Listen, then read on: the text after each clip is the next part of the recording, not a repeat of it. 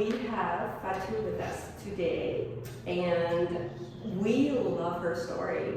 Most importantly, you have just so many good things about you, and we met you, and you just have such a lovely presence. And every time we see you, we love having like the conversations with you. You're so positive and you're so sweet and kind, and you've been a really big supporter of ours for Harder by the Minute. Of course, you guys, that's amazing. Oh, thank you. We want to know how you got to be right here. How did you get to do this? Like, how did you get that interest in doing TEDx, Argyle?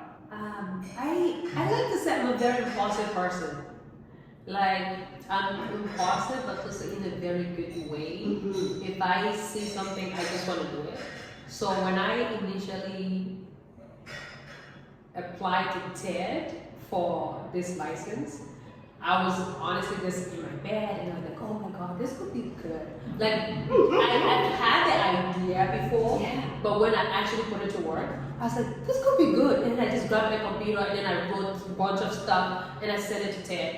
I got introduced to TED when I was doing a gap year in my home country, Nigeria. I'm from a very tiny country, it's like 5 million total population. A tribe where girls don't have a lot of voice, so I was always like having to fight to prove myself, to have my own voice. Yes. I joined debate, I started like protesting for women's rights.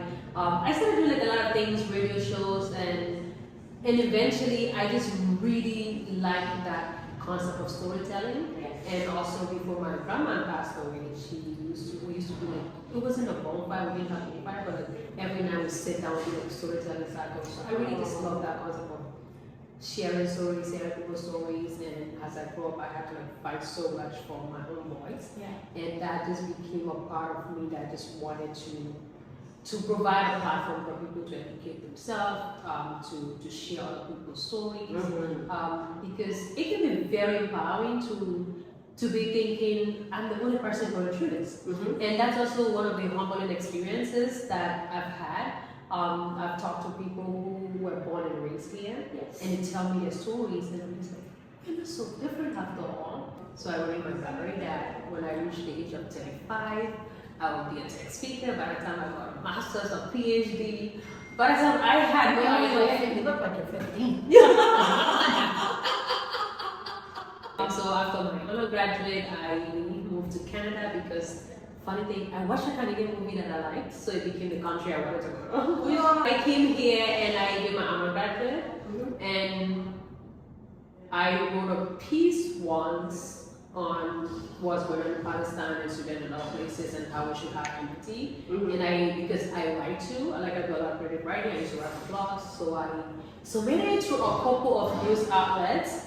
And they, like news outlet here says what they published, so I got rejected. But I had the piece, and then I saw someone was talking about TED, and I just like, oh, maybe I could put this in TED. And so I submitted that as a piece to a TEDx event, and they accepted it. And that's how I basically. That's how you started. And you got to speak on TED in 24. Yeah. In 24. Yeah. Wow. And then I did my TEDx that year. They see me after I came back. A lot of people were like, "Oh my God, we want to do that. That's a dream for us. We don't have any Halifax." And someone was like, "You're the first TEDx speaker I know." Yeah. And there's not a lot of TEDx speakers I knew. And No. sometimes they just look so busy that it's almost inhumanly impossible to be able to contact people who Exactly. And the whole process is just so miraculous, you know. I had no idea where I was going to start. Actually, I had no plan. And so And sometimes that's the best plan. Yeah, We didn't have a plan. And this is our best plan. I had no plan. And you only have so much time, correct? You're not like, if Mary was on there, I mean, you'd have to drag her off one of those canes. Yes. You'd be like, okay, they'd have to have this, like, you'd have to have the whole little thing come up and say all the talking points for me. I was time just 12 minutes max. 12? How do you tell your story in 12 minutes? That's it. I couldn't. There's just no way. It's like a mission statement. Yeah. It's true, I can do that. and you do. Effective. Yes. Yeah. So one of the things as well I know you do is you work with people to help them hone that skill. Yeah.